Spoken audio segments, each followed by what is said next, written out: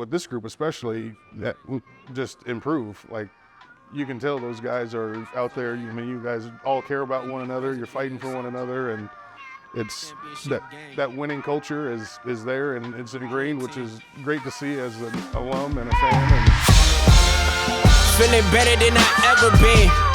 Cairo in his bag, this beat is heaven sent. Back up in my element, new whip, trunk up in the front, I whip an elephant. It's all limo tint, that's how you move when you the president. You assin' off stream, treat him like my last name. Disrespecting, you just signed a check for a long day. Appetizer rappers, you will never be an entree. Really, you a condiment, and I hope y'all follow. Hey, welcome to the Players Lounge, presented by the Rockin R Bar. It's your boy Josh Perkins. I'll be sitting with some current MSU players, some former MSU players. We're gonna chop it up a little bit. I wanna take a second to thank all our supporters out there. It's gonna be a great season. It's gonna be a great show. Let's go Cats. All right. Here at the Players Lounge with the D-line, D-ends, you know what I mean? The Hogs or the Okers, however you wanna say it of it. Just give me a little bit about you. Give me your name and where you're from. I'm Ben Seymour, and I'm from Valencia, California. Home of Magic Mountain. Yep. Okay. Magic Mountain. All the time. Okay. All the time. What's your favorite ride over there? Probably Tatsu. The one that kind of like incline. Yeah, that's the name. I threw up so many times. It was a Batman ride that I used to yeah, that's a good one too. Some days I kept getting on though. It's fun. How about you, babe? I'm Brody, Grebe, and I'm from Millstone, Montana. Okay. A little less people. Yeah. Valencia. Quite a few. Well, just a little bit. I'm sure. G. Yeah, John Taylor from Denver, Colorado, originally played back when, probably before these guys were born when I started playing here. So. Okay. Now, when did you play? Defensive end. What years? 97 to 01. When was you born, bro? 2000. Oh, wow. Yeah. 2000 as well. Okay. Baby face. Yeah. We don't look cast. Yeah. 96, 2000. So yeah, right when I got done, you was just being born back at that point. So what was let's go into a little bit about you. What was the big difference of you coming from Cali, come out to Montana to play? What was like, I guess one of the best points and the hardest point? Give me those two.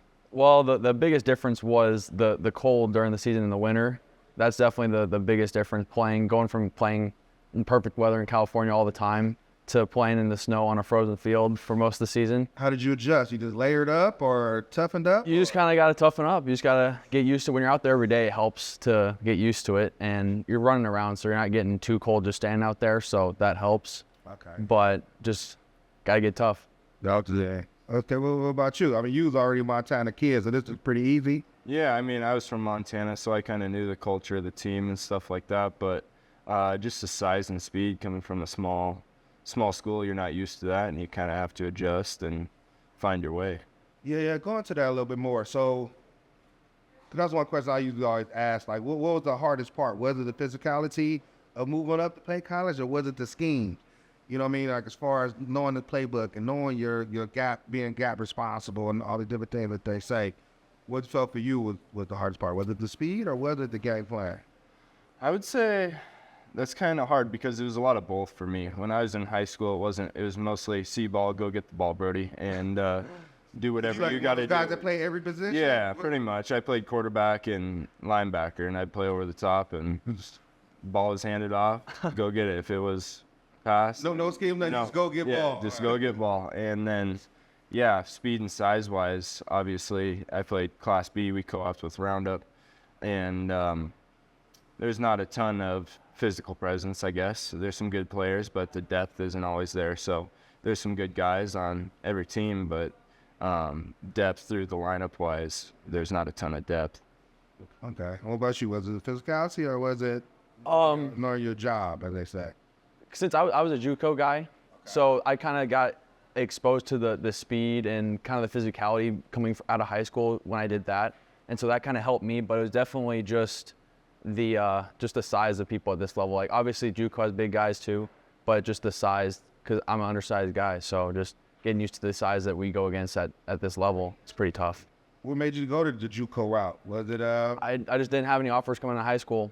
I want my dream. Yeah, my dream was to play college football, and so I just kept working at it. And I said, if my journey ends here, it ends here, but I want to work for my goal and my dream. So I ended up going to the JUCO route instead of walking on somewhere, and I ended up here, and it's the best thing I ever did. Yeah, stuff always work out. Yeah. Anyway, what about you, JT? So, like, coming from Denver to here, was it the speed everybody was playing against, the strength of him, or is it more keeping your contained, you know what I mean, knowing the scheme parts of it? Yeah, no, I mean, the scheme was a big difference, kind of like Brody. I mean, when I was a senior on defense, I played defensive end, defensive tackle, linebacker, safety. It was like wherever they needed me that week. And it was, JT, go get the ball. You're a big safety. And so I moved, I moved all around. But the size aspect when I got here, the speed, I mean, I always had that. I was a trackster in high school, so speed wasn't that big of a deal. But, you know, the first day I show up, first person I meet is Neil Smith in the weight room, and he's 6'5", 270, and he was in the middle of a squat workout doing like 500 pounds, and I'm like, I'm supposed to replace him? This was working out. Yeah, I mean, when I was a freshman, I was only 215, so just that size and combination of size and speed. So But you that played was as a true freshman at 215? no, I redshirted. Okay. So yeah, but Well, how much weight did you gain that first year? You know what? much to the coach's chagrin, about 10 pounds. Yeah. It took me till my senior year to get to 245, and so my senior year I finally got to 245, and it was the first season that I actually didn't lose weight during the season. I stayed at that 245. So Nice. So real quick, so almost that adjustment. Was it a bigger jump? I probably already know the answer to this, but you might have a different one. From high school to college, or you went from college to Detroit Lions? What was the bigger eye opener or harder transition? I think the biggest transition was from college to the pros, because, you know, high school, there's obviously a big jump in talent. But, I mean, when you go from college, and especially at, you know, what was 1AA at that time, when I finished here, to the NFL, where it's the best of the best in the world. Right. Not just, you know, in a region or a conference. I mean, it's the best of the best in the world. And the combination of size and speed and just skill. I mean, there's guys, one of my teammates, D lineman, he's 6'6", 360, and could do a standing dunk.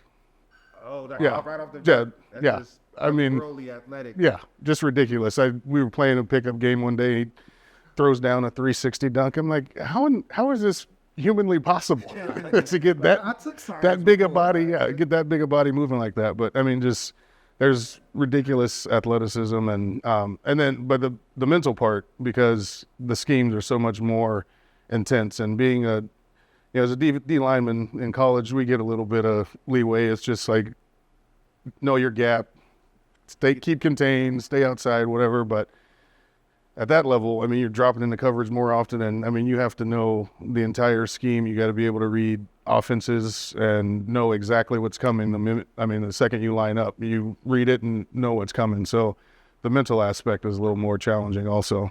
Okay, not only just knowing your job, you got to know everybody's job. You had to at that level. Whereas some people who may choose to do that just to make yourself better, but you don't have to do it, maybe here. Okay, that's us. And so what was your welcome to the NFL moment? Do you remember that?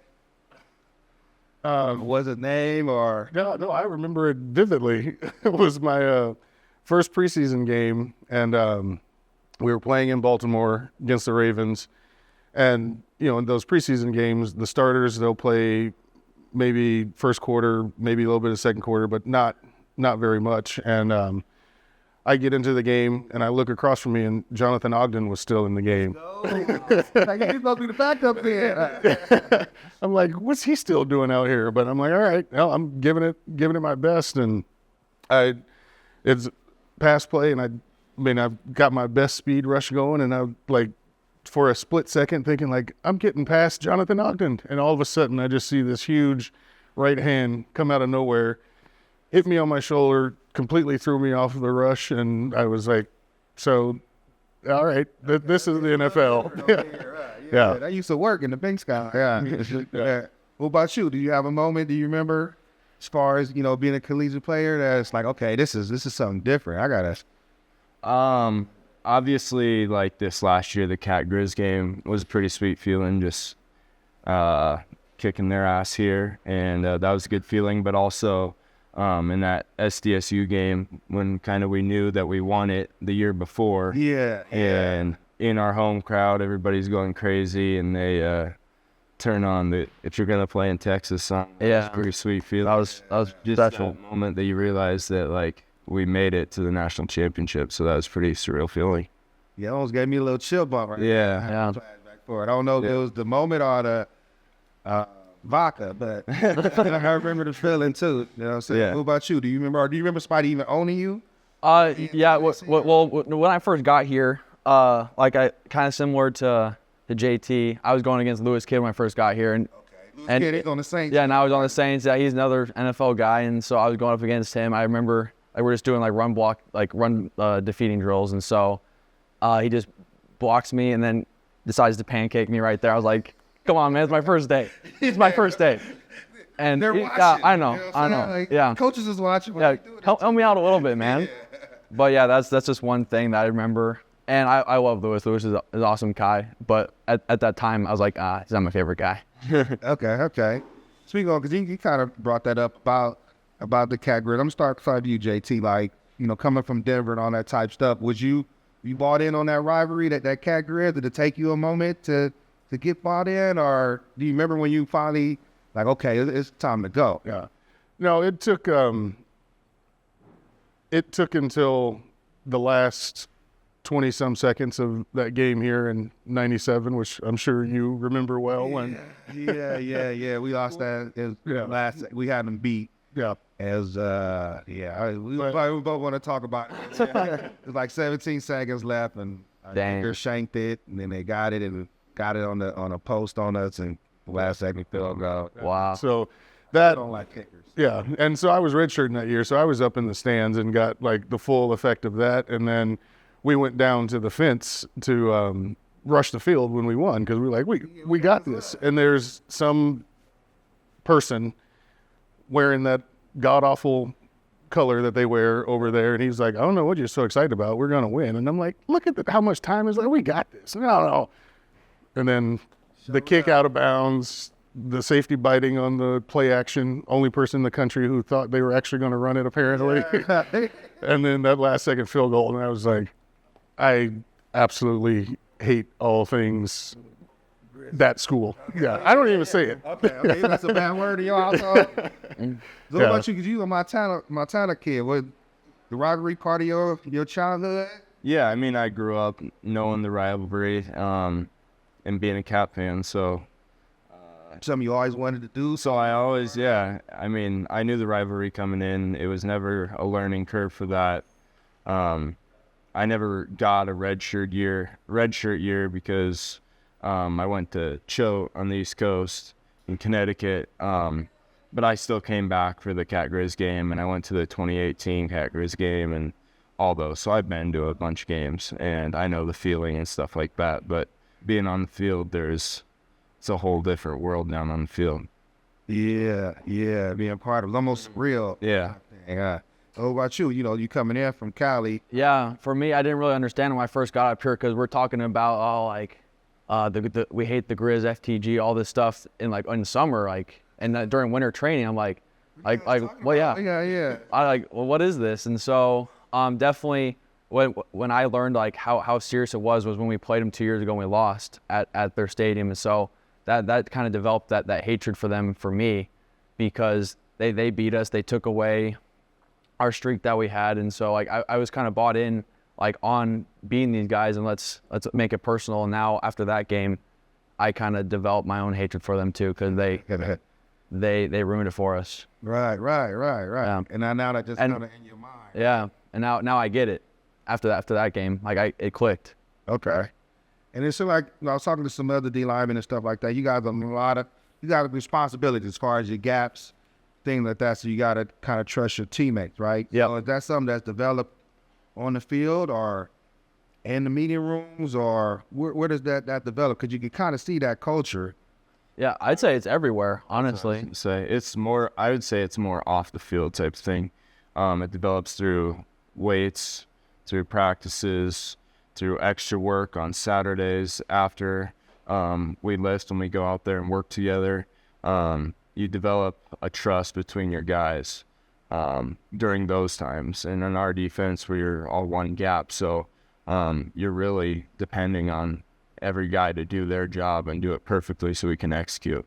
Yeah, and then like also just like the fun things too, like we're team dinners and just like just hangouts with guys on the team, like all that stuff helps build that bond and like reinforce that strong culture that we have. Yeah, and I know we had guy played in the early '90s, Devin Geddes here. He was saying, I was going to get your opinion on that too. He said he sees it, so you can almost see the love, and he's almost a little envious of it. You know what I'm saying?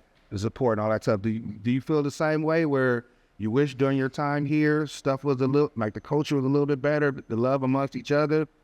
Or did you see it was there and it just didn't transform into victories like we saying? Like, what do you think? Your parent? No, I think it was a combination of the two. I think, that first group that we had when I first came in and was playing with Heisel, I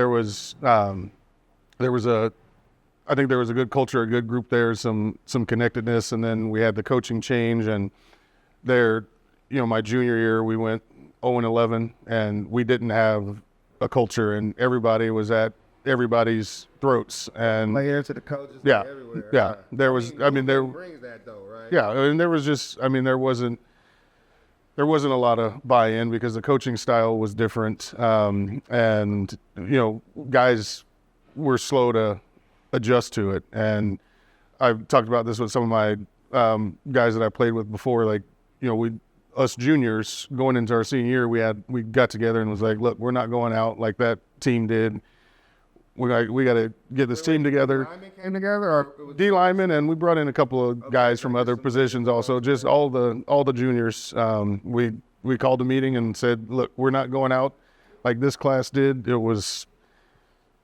We don't want to live that pain again, and so we got to buy in. We got to pull this group together. So it started with spring ball, transition to summer workouts. We had more people there than we had ever had throughout the summer.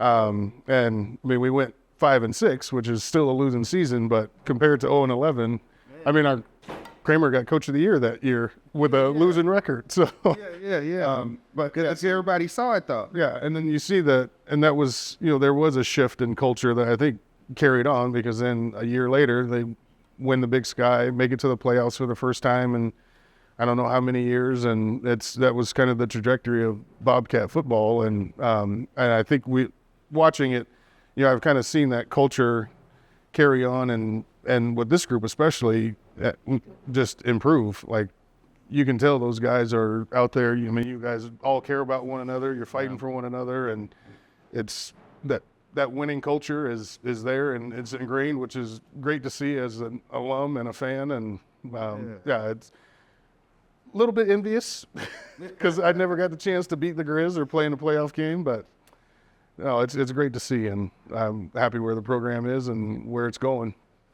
All right, so I guess going back to that culture type, I just wanted to see his perspective, so you guys don't take for granted what you guys have. Like, it is something special.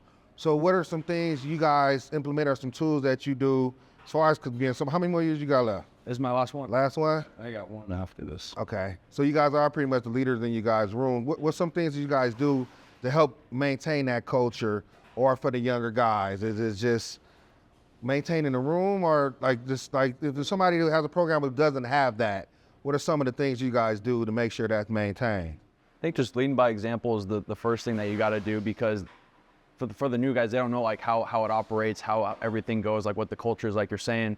And so you just kind of have to show them the way and bring them along with you.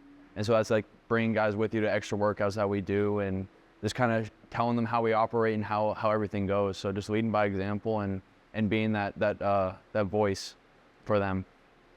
And just to add to that, just like teaching them and getting them to buy in early, because we don't need guys to come in and waste 2 years and then decide that they want to change their ways or change the way they act to reflect the culture of our team. So right when they come in as freshmen, we're going to have some new guys coming in here in a couple weeks, and we're we're going to try to get them bought in right away. And because ultimately those guys that are redshirting are helping us a ton during the season, being scout team, that's the best look that we can get every week for 12 weeks during the season. So if we can get them to buy in and work hard for us, then that's only going to make us better in the long haul. Then we can hit the ground running in the season. Yeah. Right, God. And then, so as far as like being an actual like college athlete, I don't think people understand like how much time you guys put towards this. Like, give me like just a typical day in the season. Like, you know, how does your day start? How does it kind of end? If anyone wanna. So we start out, we got our meetings and getting tape and treatment at 6 a.m. every day. We have meetings until 8-ish, depending on the day. It always changes. Earlier in the week, we have longer practices, so meetings will go shorter. We'll have practice until around 11-ish, usually, and then we'll get done, and then we'll have to have at least 3 lifts and 1 recovery lift during the week. And then along with that, then we have meetings in the afternoon, and that doesn't account for any of our academics or any of our extra work or training. Taking care of your body, yeah. Exactly. Or social life. Yeah. It's like, time. Yeah, there's not a lot of social life involved, I would say. And then you got homework at night. And yeah, exactly. Got to find a way to get meals in between, all that stuff too. Yeah. So. Yeah. You got to make it work. Fridays, we don't get home until 8 or 9 p.m. because we have our pregame meals and all our pregame meetings. And then Saturdays, we get here early. Yep. And if we're traveling, we don't get back till late Saturday night. And then Sunday, we do recovery again, and then homework that you have to do, and then it starts over. So, I'm back to it. It's a time commitment. I mean, so hearing that, because then kind of change their perspective on that, what would you like to tell them, like, because you're done playing now? You still got a year, year or 2 left. What would you want somebody to tell you at this same point when you were a Bobcat that they can maybe use moving forward? I don't know, you guys have probably heard it 100 times or more, but yeah, it's a grind right now, but enjoy it because one day it does come to an end, and adulthood smacks you square dead in the face. But no, and I mean, I was blessed to be able to continue playing for a few years after college, but it's those moments of just being with your guys and playing a game and hanging out in the locker room or lifting together or just hanging out in general later. All that stuff shifts once you're done, and it's a great opportunity that you have. You're building friendships that are gonna last a lifetime, and but I mean, definitely enjoy it while it is, and I mean, especially with your senior year. I mean, take every moment and enjoy it, and just it changes quickly. So almost cherish like every rep. Then I guess at that point, because I think sometimes that does get lost in our day. That's what I kind of try to tell my boys is like, you gotta learn to appreciate it. Like you gotta be comfortable with being uncomfortable sometime, right? So once you get to that point, then you can start appreciating the uncomfortability because you probably won't get it again. Yep. And sometimes that uncomfortability is what helps you grow. I'm sure you were super uncomfortable when you came here from a small town dealing with different things. You were super uncomfortable when you came, but I think it still forces us to be kind of the best versions of ourselves kind of moving forward. Give me some of the stuff, like, do you have any dreams or aspirations or something like a big picture that you want to get done, or as far as life or anything yet? I mean, not yet exactly. I want to take football as far as I can. Like I said back when I was talking about JUCO, if this is where my journey ends, that's where it ends. But I've always wanted to take it as far as I can go. So if that means the NFL, that means the NFL. If that means this is my last year ever playing football, I just want to make the most out of my career playing football. So yeah, because now there's so many opportunities and stuff too. I mean, I was with our guy Travis Johnson, a former player that was in the XFL. Saw some of the stuff that he was getting done. Then we know Alex Singleton that started off in the CFL and worked his way up type stuff. So you never know. Yeah. When you get up every day. What about you? It's kind of the same with me. I have goals and aspirations beyond Montana State, but I guess you can't really look at that. You just got to look at every day right in the face. And Because those will never be there if you don't take care. You got to take care exactly. of that. Yep. Okay. So. All right. So pregame, what you listening to? What you got on the playlist? This pregame, I like country music, so I just listen to like some Cody Johnson, some Jason Aldean. Okay, is that like there's some hype stuff, or that's kind of twangy, like my dog and my girl left me and I miss my dog? It's not super twangy. It's a little more kind of like rock kind of country, like rock. Yeah, stuff? yeah, Okay. a little bit more like that. Okay, yeah, I heard of Cody Johnson though. Yeah. I put that on. What about you, bro? They always usually have music on in the locker. Yeah, they have So that I too. don't even put my headphones in too often. Most of the time I'm out on the field trying to get my mind right and stuff like that. So then when I come in the locker room, they got music on, so I don't really worry about it too much. So what about like? So yeah, what is that? Is like your pregame? Is it a certain routine that each one of you do? Like, what's your routine? You go over the playbook, you go over the play, you visualize I just more like visualize, just kind of go. every play or the calls. Yeah, just like what we went through over the week, everything that we've gone over as a team in meetings and practice, everything that I kind of struggled with during the week. Maybe like there's a play that I didn't really get. I didn't really get my read right the whole week, so I like and visualize. I got to get this right in the game because this is when it matters. Yeah, because now it's time that it matters, and so just kind of visualizing having success, visualizing all those tricky plays that you struggle with during practice. So just kind of getting your mind right and focusing on it. I mean, it's kind of the same thing with me. I usually have a certain cut up on my phone that I can go through of different keys that I'm looking for and stuff like that. Is right triggered to get like fresh in your brain. Yeah, exactly. Okay. And that's kind of a few minutes before I get ready, and then when I go out on the field and I'm stretching and stuff like that, that's when I can kind of visualize and get ready to go and be ready for everything that's going to come at me. Even if it's something you may not be prepared for, almost like mentally be prepared for whatever, right way type thing. What about you? What did you listen to before your pregame? What was you bumping back there? Well, it was on a Discman. Okay. So that was yeah, more than likely it was skipping. Yeah, but it was like whatever 90s or early 2000s hip hop was hot at the time. But yeah, like hype stuff like Juvenile and some of the down south stuff that just had that more up tempo beat to it. So, but I mean, as much as I love music, I did it just kind of for the energy, but I mean, it was more of just focusing on what I had to do. We didn't have the technology of being able to look on a phone or a tablet to look at cut-ups, but it was like flipping through the plays and then visualizing in my mind, all right, if he goes here, I'm doing this. If he tries this, I'm doing this. But, and then, I mean, to do that for a little bit, and then it was just kind of just trying to tune out the noise and just focus on what I had to do. Okay. So about like the actual pregame, is it I guess is it more like nervous energy, anxious, or like anxiety? What It's probably more like just more excitement, honestly, out of anything, just glad to be out there. And what kind of, I feel like it's kind of calming for us because we have our own little thing as a D line. Like we all huddle up on the 50 right before everyone comes out. We kind of do our own thing, and we kind of say, we just kind of talk. Everyone just kind of get everyone focused and kind of calm. That just say like it's another game, all this stuff. Like we worked all week, we worked all summer for this.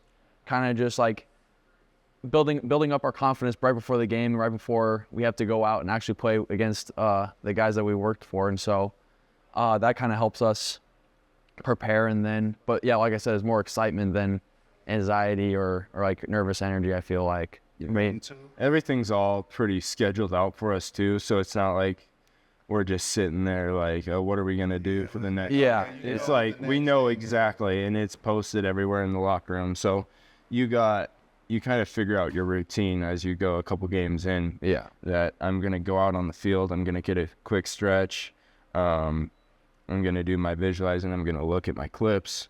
And then I'm going to have these 15 minutes to get my pants on. Then we're going to go talk. Then I'm going to come back and put my shoulder pads on.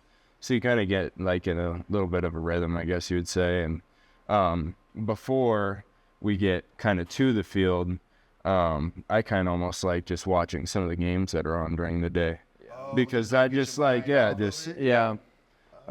just kind of get away, watch some good football and some college games, and that's always a good time and stuff like that. So, and then once we get over the field, then it's game on, lock it in. So now we'll transition. Let's talk a little bit about like game day experience. We had game day actually show up, you know what I mean? Things of that nature. Does that help you guys? Does having that great crowd there and that support help push you guys along a little bit? For sure. We have arguably one of the best fan bases in the nation. And so just game day for us wasn't very different. We didn't really feel the game day presence, but the game day is for the fans. It always is for the fans. And so our fans deserve to have game day, come out and kind of expose them to the nation. But it was just it was just another day for you guys. Yeah, it was just another day for us. We didn't really get. We sell out our stadium every game, so it's not like they had a bunch more people in the stands. It's the same amount of people, so yeah, there's just more people outside. So, what about you, JT? You played in the dark ages, right? Yeah. Well, with Brody just saying they sell out every game, I remember that game in 2000 against Northridge where from the field you could literally count how many people were in the stands. I mean, we were 0-9 or 0-10 at that point, and it was like terrible blowing snow and sleet, and I think we probably had like 600 people in the stands. And so to see the I was related to about 5 of them. I think pretty much everyone who was up there was related to somebody on the field. But I mean, to see it go from that to where it is now with, you know, the stadium expansion, the addition of the athletic complex, the sellouts every game, like going now as a fan and seeing that atmosphere, like I don't know how you could be on that field and not get pumped up from just having that around you. And I mean, and everyone there is there to cheer on the Cats. You know, I've been in stadiums playing with teams, and a lot of people are there to be seen, or a lot of people are there to say that they were there. But I mean, everyone there is like a rabid Cat fan and letting the guys on the field know it. So I mean, it's great to see that evolution of the program and the fan base to like where it is now, because like you said, it was the dark ages, and literally it was dark ages because we didn't have lights. Yeah, right. Yeah, we had to have we had to play games. everything at noon. Yeah, stuff was going to overtime. We had to just come back tomorrow. You know what I'm saying? We got to wrap this up. You know what I'm saying? We can come back tomorrow morning. I guess like for you guys, seeing where it is now, seeing what you guys kind of experience, what's give me like the top 2 goals, maybe for the D-line and then as the Bobcat team, that you guys see moving forward. I would say the D-line is known for sacks. Yeah. And so our main goal as a D-line collectively is to have the most sacks in the nation. Yeah. No. And especially going off last year's season, we didn't really rush the passer very well.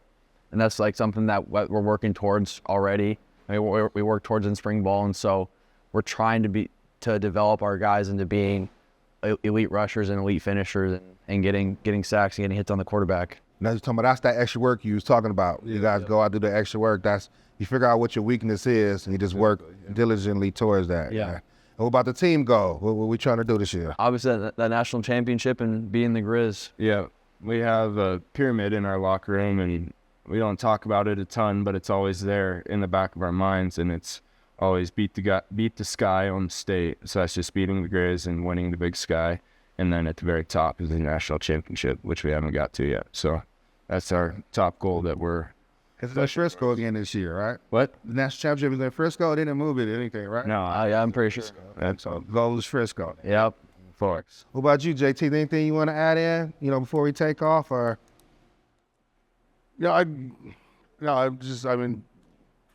huge fan of you guys and watching you guys carry that torch of Bobcat Nation and continuing in the football legacy that we have here. And being a former defensive end, obviously I always have a sweet spot for D linemen. And people ask me about, like, when watching the game, like, what do you watch? And I'm like, I watch the line. That's where all the fun and the action is. Like, he caught that ball great, but did you see how he got the pressure on the quarterback and made that interception possible, or stopped that run and or plugged that gap and it had to bounce outside? But so love watching you guys play. And like I said earlier, just enjoy it. Take it all in and enjoy every moment. And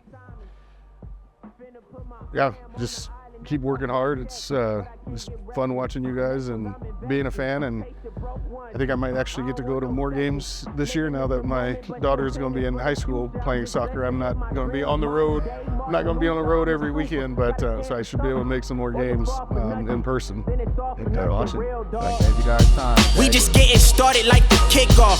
5, 4, 3, 2, 1. Watch the lift off.